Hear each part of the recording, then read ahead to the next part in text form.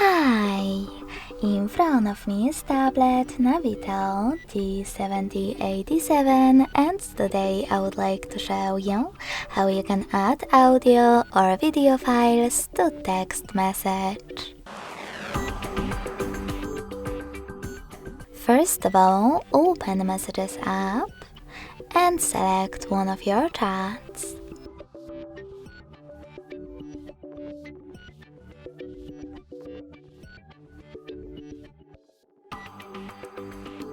When you're ready, click on this plus icon next to Start Chat. Click on Files category and tap on one of those apps or select those three lines at the top left corner and tap on one of those sources.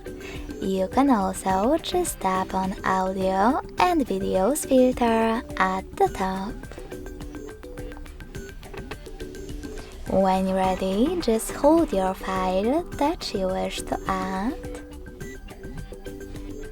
and click on Select at the top right corner. So when I do that, as you can see, my audio file was successfully added. Thanks so much for watching. If you enjoyed this video, leave a like, comment and subscribe. Bye!